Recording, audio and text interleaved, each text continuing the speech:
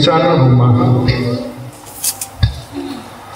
Apabila seseorang menjual rumah tempat tinggal di suatu kota yang berpagar tembok, maka hak menebus hanya berlaku selama setahun mulai dari hari penjualannya.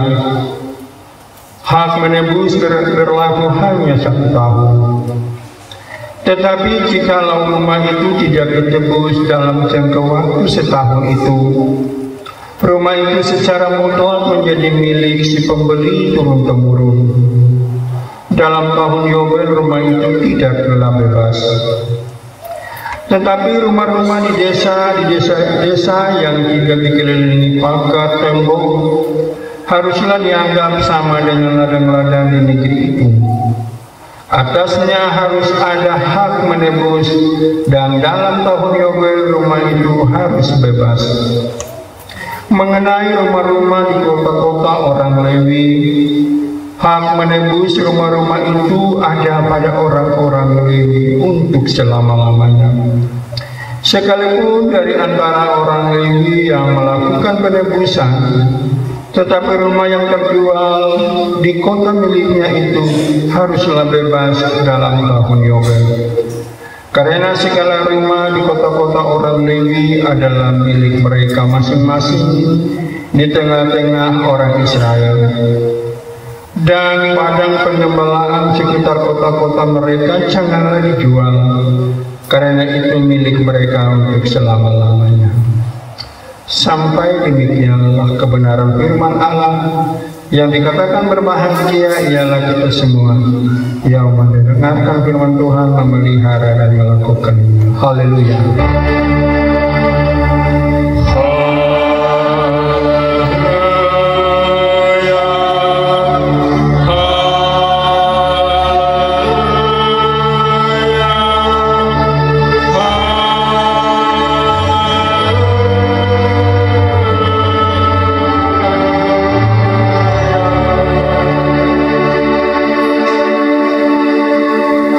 Shalom. Shalom.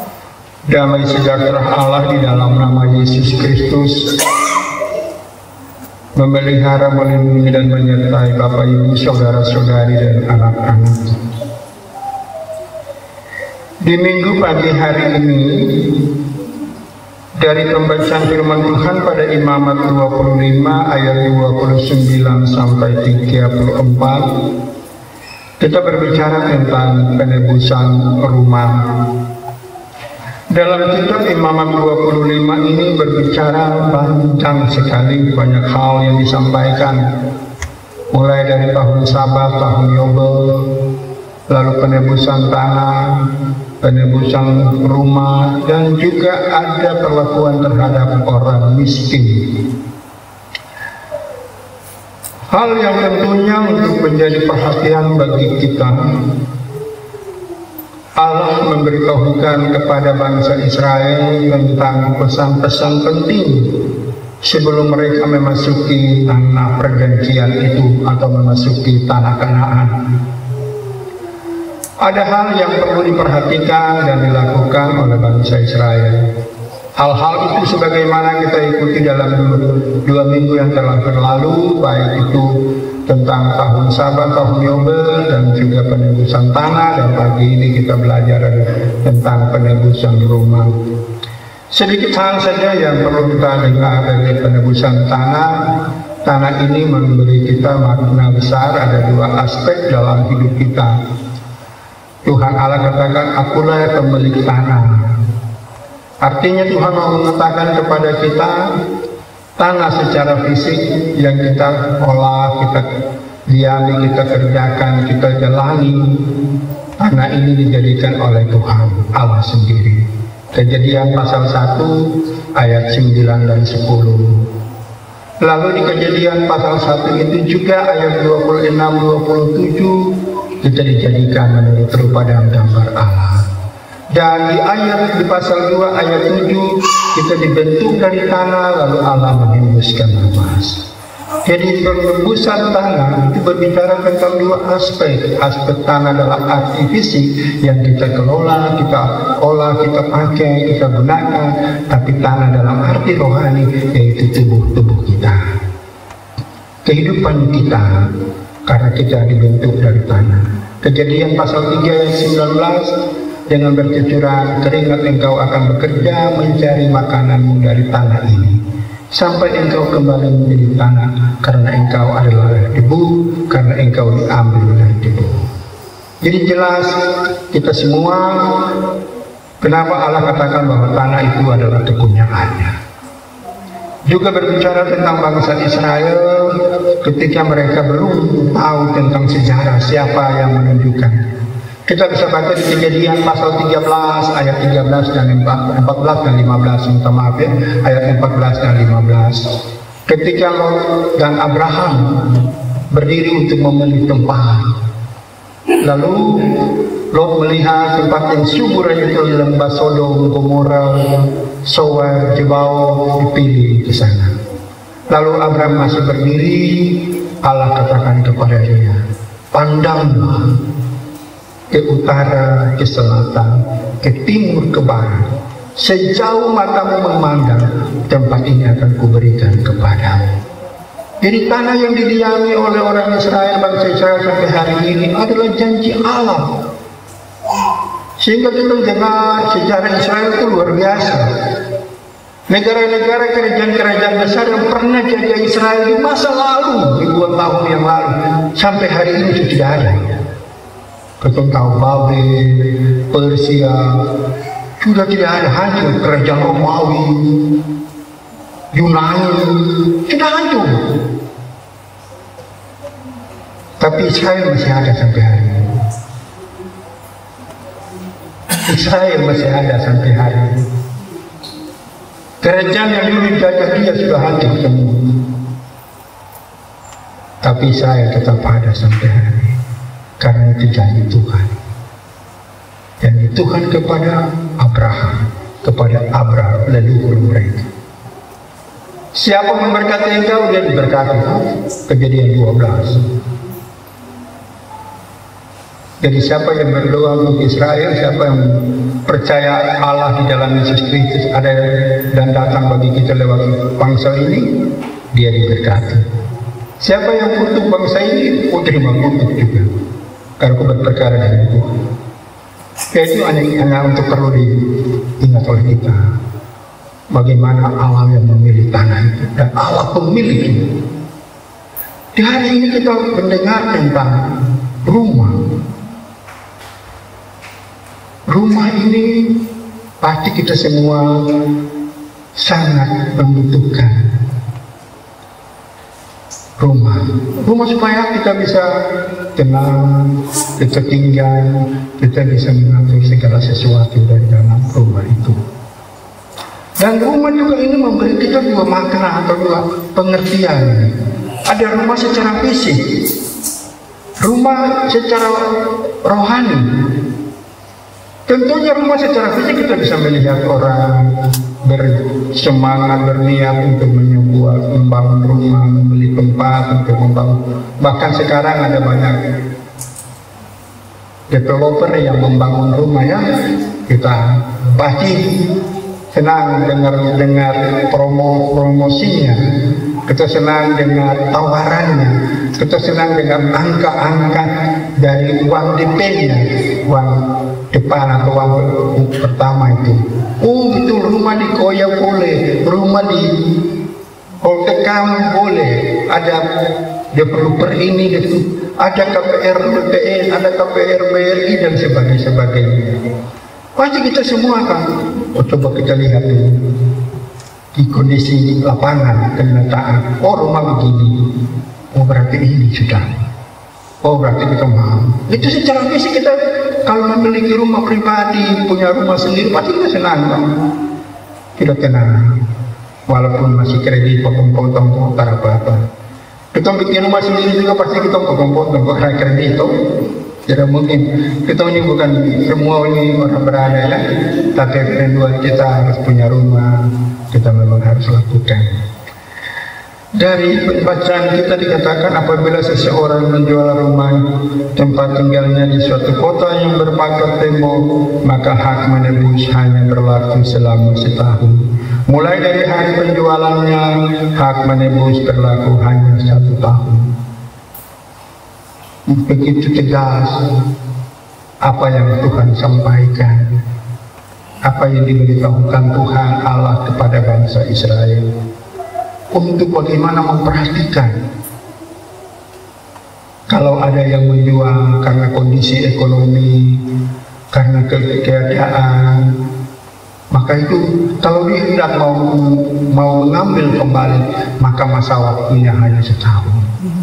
Kalau lebih daripada itu berarti kutunggu harus ada orang yang bisa menebus. Dan di ayat 20 dan 29 ini sangat luar biasa bagian ini untuk kita. Persekutuan yang dikasihi Tuhan. Lalu dikatakan dari ayat 29 ini bahwa rumah di dalam yang bertembok itu artinya punya nilai jualnya lebih mahal. Dikarenakan sudah ada tembok atau ada pagar. Tapi kalau rumah yang belum dibangun dengan tidak ada pagar, itu maka nilainya sangat. Seperti tadi dalam pembacaan kita ada rumah di desa-desa.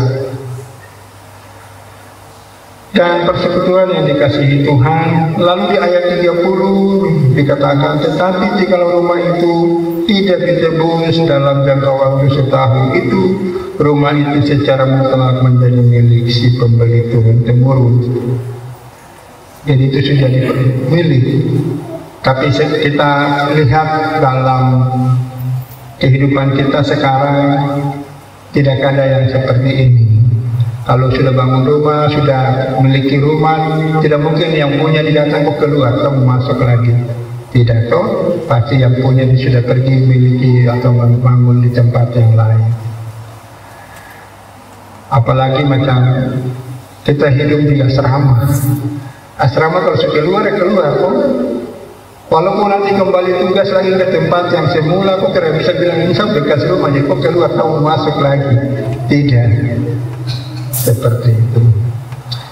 Nah, persekutuan yang dikasihi Tuhan, dari ayat 2 ayat ini maka kita diberikan satu penjelasan penting bagi kita tentang hal menebus. Hal ini hal yang sangat berat. Kalau kita baca di dalam imamat kemarin berbicara tentang tanah, ketika tidak ada kaum keluarga yang bisa menebus, maka dia harus cari orang lain yang untuk menebus. Rumah pun demikian. Sehingga Mazmur 133 itu yang kita dengar, kita baca, persaudaraan yang rukun, sungguh alangkah baik dan indahnya apabila saudara diam bersama dengan rukun. Alangkah baik dan indahnya itu.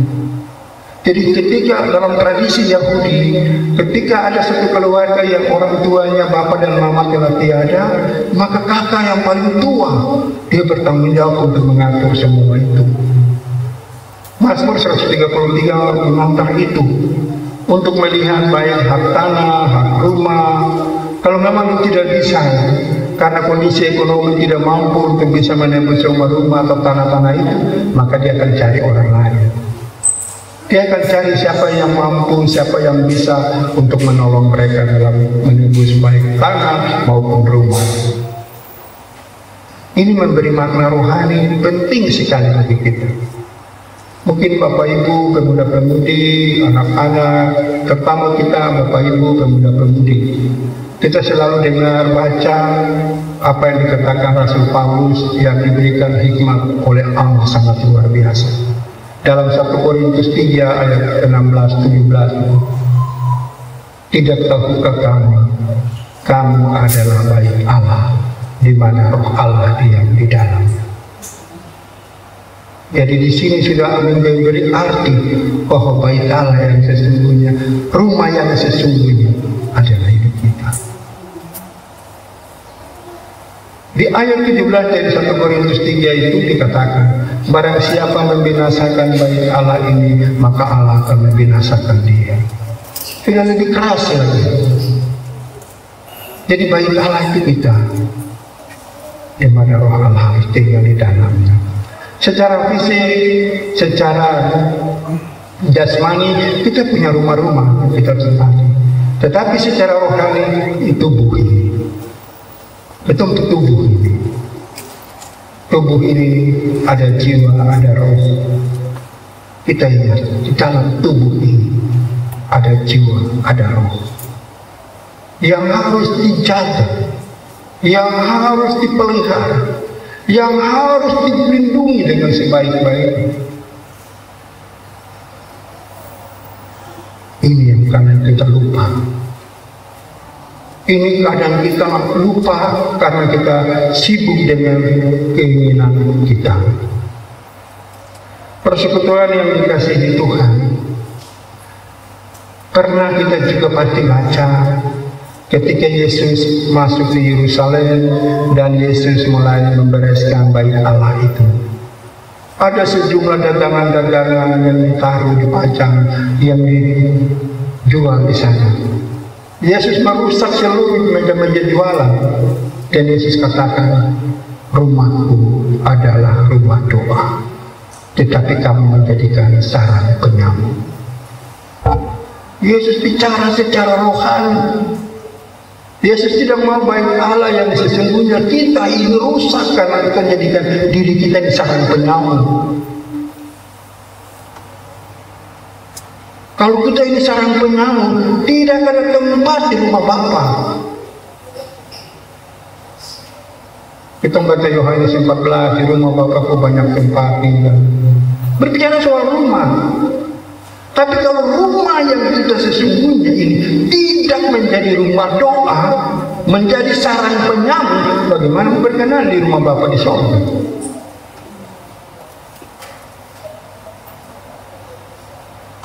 Ini kembali pada kita. Teks ini mau mengajarkan kita tentang kita yang harus ingat kita ini rumahnya, rumah Tuhan. Pospelharius, gereja-gereja yang ada hanya bangunan fisik. Tapi coba ketemu dengan pujian yang biasa kita masih sekolah minggu, mungkin anak-anak sekolah minggu sekarang ada menyanyi, aku gereja, kamu gereja, kita sama-sama gereja dan pengikut Yesus di seluruh dunia, kita sama-sama gereja. Gereja bukanlah gedung dan bukan gula menara, bukanlah pintunya, lihatlah beda. Gereja adalah orangnya. Rumah Allah yang sesungguhnya kita. Kau mau di gunung kah? Kau mau di tengah laut kah? Kau mau ada di atas pesawat? Tapi kalau itu rumah Allah, maka Tuhan bilang, mataku dan hatiku akan ada di situ sepanjang masa. Tuhan lihat, dengar, ada gelombang di laut sana yang mungkin karena tsunami naik. Tapi kalau ada anak Tuhan di situ, Tuhan tenang mereka. Aku ini, jangan takut. Rumah ini kita sudah jadikan bait Allah, kita sudah jadikan tempat untuk roh Allah diam. Pasti mataku. 1 Tawarik, 2 Tawarik 7 ayat 15-16. Tuhan bilang, mataku dan hatiku akan ada di situ sepanjang masa. Siapa mau ganggu? Sekarang telah kupilih dan kukuduskan rumah ini. Mataku dan hatiku akan ada di situ sepanjang masa. Jemaat dan kita semua, 2 ayat pertama 29-30 berbicara tentang hal itu. Artinya ada upaya, ada usaha kita. Kalau beberapa minggu lalu kita baca kitab Yesaya pasal 1, harus ada niat untuk basuhlah diri, basuh. Itu berarti harus ada niat, ada kemauan saya bertobat, saya kembali. Di ayat 18 bilang, berperkara firman Tuhan, sekalipun dosa memerah seperti keris akan menjadi putih seperti salju. Yohanes 15 ayat 14-15, kamu adalah sahabatku jikalau kamu berbuat apa yang kuperintahkan kepadamu. Aku tidak sebut kamu lagi hamba, sebab hamba tidak tahu apa yang diperbuat oleh Tuhan. Matius 12 ayat 50, barang siapa melakukan kehendak Bapa-Ku di surga, dialah saudaraku laki-laki, dialah saudaraku perempuan, dan dialah ibuku. Luar biasa jemaah. Itu menjadi sama dengan indah oleh Yesus. Tapi kadang kita disini kepala batu. Rumah ini kita menjadikan sarang penyamun. Bentuk-bentuk jadikan rumah sarang penyamun itu sudah simpan akar kepahitan, dendam, benci, amarah, dengki. Itulah sarang penyamun. Dan dari bagian kedua yang kita jumpa dari ayat 31 sampai dengan ayatnya yang ketiga dan empat ini berbicara tentang imam-imam kami yang berpelayan ini. Itu rumah ini, rumah para pelayan ini.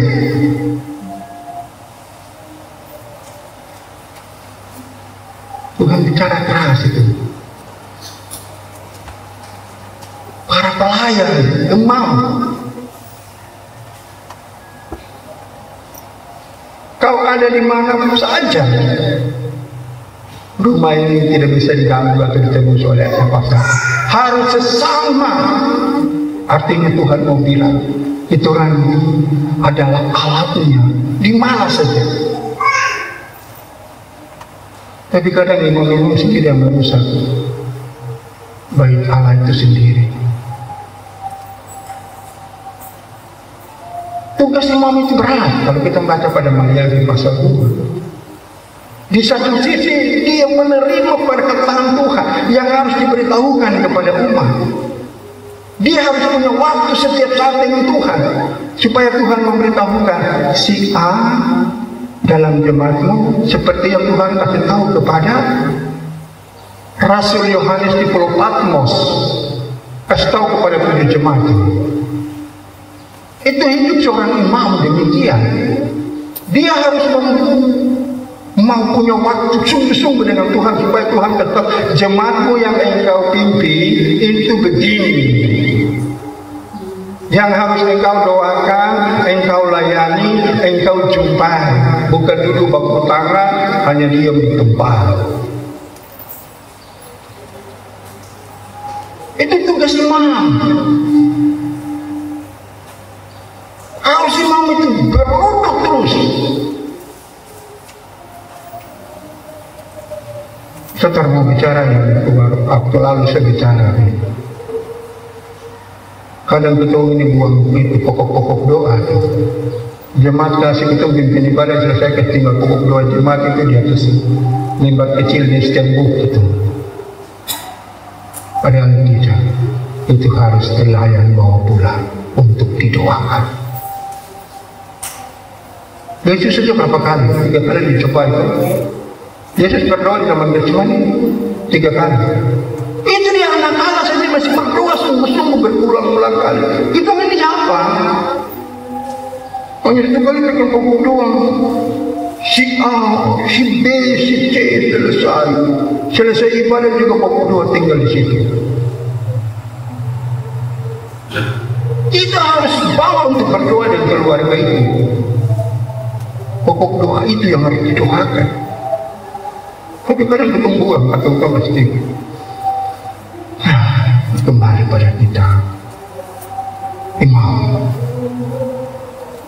Dan ketika imam tidak berdiri dan berbicara soal apa yang Tuhan Allah katakan, Allah mau, maka setiap berkat pemberian umat, Bapak Ibu, pemuda-pemudi, sekalipun yang kamu kasih itu pinang, pisang, pepaya, itu kalau pelayan dia melayani Tuhan dengan benar, dengan sungguh-sungguh, maka itu akan jadi berkah.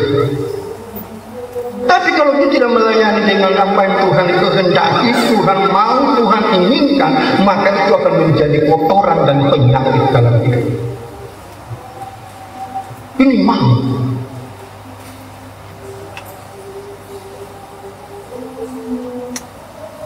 Ada yang terus menempel kepada orang-orang tertentu yang punya duit banyak, sehingga ketika ada kedukaan di orang kecil, orang kecemat biasa, kasih dia melayani. Nanti pejabat saya tidak. Oh jangan. Mau seperti itu, maka pemberian yang diberikan itu akan jadi kotoran, jadi penyakit. Ini tugas imam. Jangan pilih-pilih. Tuhan Yesus tidak pernah pilih. Tidak pilih orang. Tapi kita mungkin pilih orang. Dia uang banyak. Saya pernah alami. Keluarga dikasih yang tidak punya apa-apa, anak meninggal. Saya layani. Daripada penyerahan sampai dengan pas ke makam. Baru ada teman-teman dengar bahwa dia punya keluarga itu ada DPR 2 orang kan. Langsung bilang, ada nanti kita yang melayani, ada jangan layani pelepasan dan pemakaman. Silakan, saya kan biasa saja. Saya biasa saja. Sehingga corona 2019 hajar itu, pendeta ini tidak kena corona. Tuhan lindungi dan bentengi saya dan keluarga, tidak kena corona. Padahal saya layani sampai 25 warga jemaat yang meninggal. Sampai saya biasa bela badan saya. Karena ketika saya melayani Bapak Penatua berhitung di rumah sakit AB, pada wali juga Tuhan panggil. Saya ditelepon oleh majelis APO. Saya bilang saya bela badan saja. Kanan di APO, kiri di Oikumene. Saya sendiri hadapi korban-korban corona. Tuhan itu luar biasa. Hanya 2 pesan yang Tuhan kasih tahu buat saya. Keluaran 23 ayat 25 dan Wahyu 3 ayat 10 buat saya.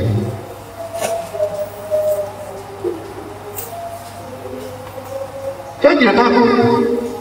Sampai saya ditegur sama senior-senior pendeta.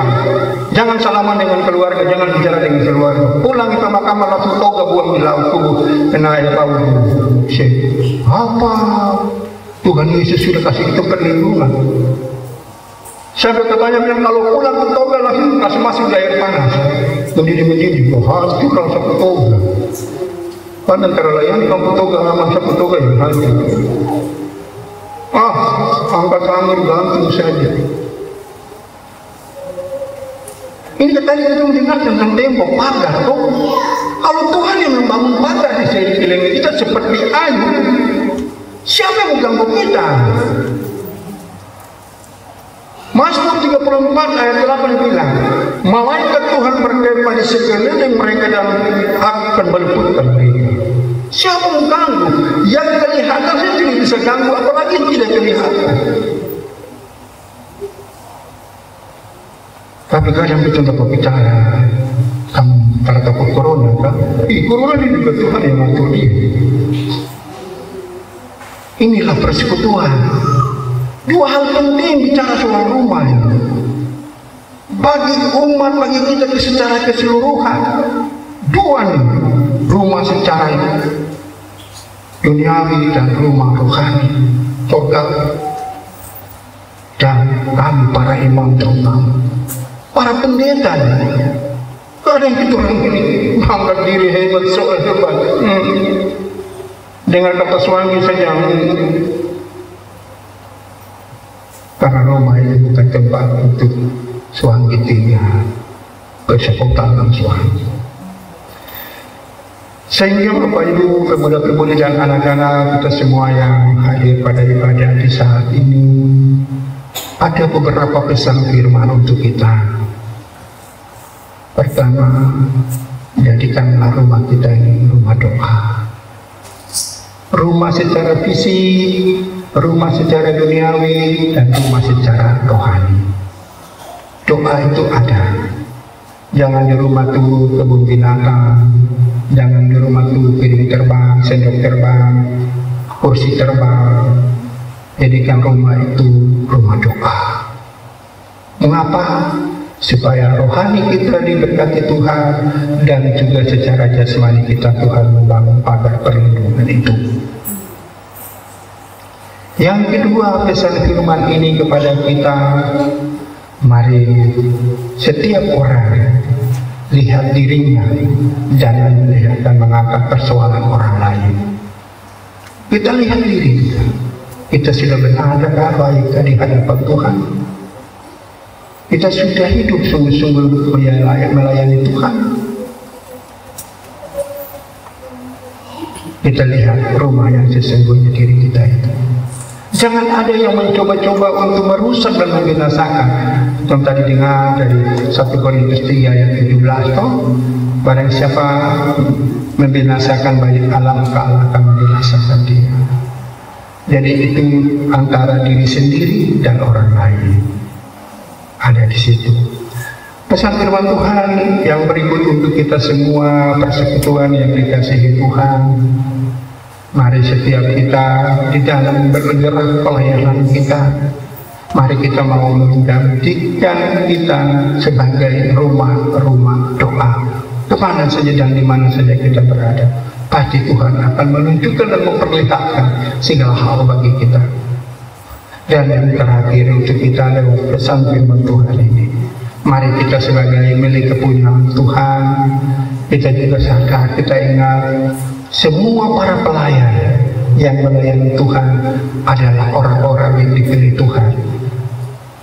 Dan masa tugas dan pelayanan kita kan berbeda-beda.